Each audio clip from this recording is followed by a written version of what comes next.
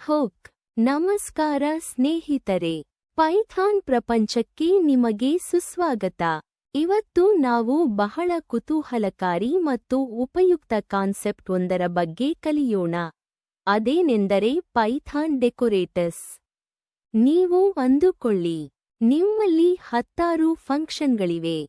ಪ್ರತಿಯೊಂದು function run ಆಗುವ ಮೊದಲು ಅಥವಾ ನಂತರ ಈ ಫಂಕ್ಷನ್ ಶುರುವಾಗಿದೆ ಅಥವಾ ಮುಗಿದಿದೆ ಅಂತ ಲಾಗ್ ಮಾಡಬೇಕು ಅಂತ ಇದೆ. ಅಥವಾ ಫಂಕ್ಷನ್ ಎಷ್ಟು ಟೈಮ್ ತಗೊಳ್ತಿದೆ ಅಂತ ಲೆಕ್ಕ ಹಾಕಬೇಕು. ಈಗ ನೀವು ಪ್ರತಿ ಫಂಕ್ಷನ್ಗೆ ಹೋಗಿ ಆ ಕೋಡ್ ಅನ್ನು ಮ್ಯಾನುವಲ್ ಆಗಿ ಸೇರಿಸ್ತೀರಾ? ಅದು ಬಹಳ ಕೆಲಸ ಅಲ್ವಾ?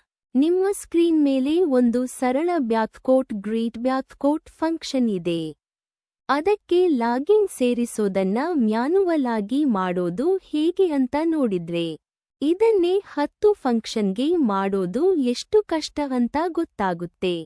ಇದಕ್ಕಿರುವ ಒಂದು ಅದ್ಭುತವಾದ ಪರಿಹಾರವೇ ಪೈಥಾನ್ ಡೆಕೊರೇಟರ್ಸ್. ಎಕ್ಸ್ಪ್ಲನೇಷನ್. ಹಾಗಾದ್ರೆ ಈ ಡೆಕೊರೇಟರ್ಸ್ ಹೇಗೆ ಕೆಲಸ ಮಾಡುತ್ತವೆ ಅಂತ ನೋಡೋಣ. ಸರಳವಾಗಿ ಹೇಳಬೇಕೆಂದರೆ, ಡೆಕೊರೇಟರ್ ಅಂದ್ರೆ ಒಂದು ಫಂಕ್ಷನ್. ಅದು ಇನ್ನೊಂದು ಫಂಕ್ಷನ್ ಅನ್ನು ಆರ್ಗ್ಯುಮೆಂಟ್ ಆಗಿ ತಗೊಳ್ಳುತ್ತೆ. ಅದಕ್ಕೆ ಸ್ವಲ್ಪ ಹೊಸ ಕಾರ್ಯಕ್ಷಮತೆಯನ್ನು ಸೇರಿಸುತ್ತೆ. ಮತ್ತೆ ಆ ಹೊಸ ಫಂಕ್ಷನ್ ಅನ್ನು ನಮಗೆ ವಾಪಸ್ ಕೊಡುತ್ತೆ.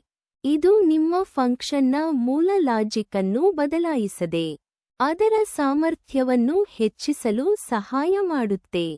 ಸ್ಲೈಡ್ನಲ್ಲಿ ಗಮನಿಸಿ. ನಾವು ಬ್ಯಾಕ್ಕೋಟ್ ಲಾಗರ್ ಅಡಿಗೆರೆ ಡೆಕೊರೇಟರ್ ಬ್ಯಾಕ್ಕೋಟ್ ಅನ್ನೋ ಒಂದು ಫಂಕ್ಷನ್ ಬರೆದಿದ್ದೇವೆ. ಇದು ಇನ್ನೊಂದು ಫಂಕ್ಷನ್ ಅನ್ನು ಆರ್ಗ್ಯುಮೆಂಟ್ ಆಗಿ ಪಡೆಯುತ್ತೆ. ಇದರ ಒಳಗೆ ಒಂದು ಬ್ಯಾಕ್ಕೋಟ್ ಫಂಕ್ಷನ್ ಇದೆ. ಈ ಬ್ಯಾಕ್ಕೋಟ್ ಫಂಕ್ಷನ್ ಏನ್ ಮಾಡುತ್ತೆ ಅಂದ್ರೆ, ಮೊದಲು ಒಂದು ಲಾಗ್ ಮೆಸೇಜ್ ಪ್ರಿಂಟ್ ಮಾಡುತ್ತೆ. ಆಮೇಲೆ ನಾವು ಕಳಿಸಿದ ಒರಿಜಿನಲ್ ಫಂಕ್ಷನ್ ಅನ್ನು ಎಕ್ಸಿಕ್ಯೂಟ್ ಮಾಡುತ್ತೆ. ಮತ್ತೆ ಇನ್ನೊಂದು ಲಾಗ್ ಮೆಸೇಜ್ ಪ್ರಿಂಟ್ ಮಾಡುತ್ತೆ. ಅಂದ್ರೆ ಇದು ನಮ್ಮ ಒರಿಜಿನಲ್ ಫಂಕ್ಷನ್ ಸುತ್ತ ಒಂದು ಕವರ್ ಇದ್ದ ಹಾಗೆ. ಮತ್ತು ಬ್ಯಾಕ್ಕೋಟ್ ಲಾಗರ್ ಅಡಿಗೆರೆ ಡೆಕೊರೇಟರ್ ಬ್ಯಾಕ್ಕೋಟ್ ಫಂಕ್ಷನ್ ಈ ಬ್ಯಾಕ್ಕೋಟ್ ಅನ್ನೇ ರಿಟರ್ನ್ ಮಾಡುತ್ತೆ. ಮೊದಲು ನಾವು ಇದನ್ನ ಮ್ಯಾನುವಲ್ ಆಗಿ ಹೇಗೆ ಬಳಸಬಹುದು ಅಂತ ನೋಡೋಣ. ಬ್ಯಾಕ್ಕೋಟ್ ಅನ್ನೋ ಫಂಕ್ಷನ್ ಇದ್ರೆ ಅದನ್ನ ಬ್ಯಾಕ್ಕೋಟ್ ಲಾಗರ್ ಅಡಿಗೆರೆ ಡೆಕೊರೇಟರ್ ಬ್ಯಾಕ್ಕೋಟ್ಗೆ ಪಾಸ್ ಮಾಡಿ. ಅದರಿಂದ ವಾಪಸ್ ಬರೋ ಫಂಕ್ಷನ್ ಅನ್ನು ಬ್ಯಾಕ್ಕೋಟ್ ಮಾಡಿಫೈಡ್ ಅಡಿಗೆರೆ ಗ್ರೀಟ್ ಬ್ಯಾಕ್ಕೋಟ್ ಅಂತ ಸೇವ್ ಮಾಡ್ತೀವಿ. ಈಗ ಬ್ಯಾಕ್ಕೋಟ್ ಮಾಡಿಫೈಡ್ ಅಡಿಗೆರೆ ಗ್ರೀಟ್ ಬ್ಯಾಕ್ಕೋಟ್ ಅನ್ನು ಕರೆದಾಗ ಅದು ನಮ್ಮ ಲಾಗಿನ್ ಜೊತೆ ಗ್ರೀಟ್ ಬ್ಯಾಕ್ಕೋಟ್ ಫಂಕ್ಷನ್ ಅನ್ನು ರನ್ ಮಾಡುತ್ತೆ. ಆದರೆ ಪೈಥಾನ್ ನಮಗೆ ಇದಕ್ಕಿಂತ ಸುಲಭವಾದ ದಾರಿ ಕೊಟ್ಟಿದೆ. ಅದನ್ನೇ ನಾವು ಸಿಂಟಾಕ್ಟಿಕ್ ಶುಗರ್ ಅಂತ ಕರೀತೀವಿ. ಅಂದ್ರೆ ಬ್ಯಾಕ್ಕೋಟ್ ಸಿಂಬಲ್ ಬಳಸೋದು. ನಿಮ್ಮ ಸ್ಕ್ರೀನ್ ಮೇಲೆ ಕಾಣ್ತಿರೋ ಹಾಗೆ ಗ್ರೀಟ್ ಬ್ಯಾಕ್ಕೋಟ್ ಫಂಕ್ಷನ್ ಬರೆಯುವ ಮೊದಲು ಅದರ ಮೇಲೆ ಲಾಗರ್ ಡೆಕೊರೇಟರ್ ಬ್ಯಾಕ್ಕೋಟ್ ಅಂತ ಬರೆದರೆ ಸಾಕು. ಆಗ ಗ್ರೀಟ್ ಬ್ಯಾಕ್ಕೋಟ್ ಫಂಕ್ಷನ್ ಸ್ವಯಂಚಾಲಿತವಾಗಿ ನಮ್ಮ ಲಾಗರ್ ಅಡಿಗೆರೆ ಡೆಕೊರೇಟರ್ ಬ್ಯಾಕ್ಕೋಟ್ನಿಂದ ಡೆಕೊರೇಟ್ ಆಗುತ್ತೆ.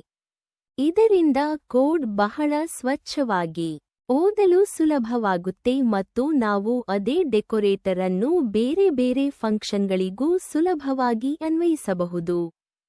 ಕನ್ಕ್ಲೂಷನ್. ಸಂಕ್ಷಿಪ್ತವಾಗಿ ಹೇಳಬೇಕೆಂದರೆ, ಪೈಥಾನ್ ಡೆಕೊರೇಟರ್ಸ್ ಅಂದರೆ ನಿಮ್ಮ ಫಂಕ್ಷನ್ಗಳಿಗೆ ಹೊಸ ಕಾರ್ಯಗಳನ್ನು ಸೇರಿಸಲು ಅವುಗಳ ಮೂಲ ಕೋಡ್ ಅನ್ನು ಬದಲಾಯಿಸದೆ ಒಂದು ಸುಂದರವಾದ ಮತ್ತು ಪರಿಣಾಮಕಾರಿ ಮಾರ್ಗ. ಲಾಗಿಂಗ್, ಟೈಮಿಂಗ್, ದೃಢೀಕರಣ, ಅಥೆಂಟಿಕೇಶನ್ ನಂತಹ ಕೆಲಸಗಳನ್ನು ನೀವು ನಿಮ್ಮ ಅನೇಕ ಫಂಕ್ಷನ್ಗಳಿಗೆ ಅನ್ವಯಿಸಲು ಇವುಗಳು ಬಹಳ ಉಪಯುಕ್ತ. ಇದು ನಿಮ್ಮ ಕೋಡ್ ಅನ್ನು ಹೆಚ್ಚು ಮಾಡ್ಯುಲರ್ ಮತ್ತು ಸುಲಭವಾಗಿ ನಿರ್ವಹಿಸಲು ಸಹಾಯ ಮಾಡುತ್ತೆ. ಮುಂದಿನ ವಿಡಿಯೋದಲ್ಲಿ ನಾವು ಡೆಕೊರೇಟರ್ಸ್ ಅನ್ನು ಇನ್ನಷ್ಟು ಆಳವಾಗಿ ಕಲಿಯೋಣ ಮತ್ತು ಇನ್ನಷ್ಟು ಸುಧಾರಿತ ಉಪಯೋಗಗಳನ್ನು ನೋಡೋಣ.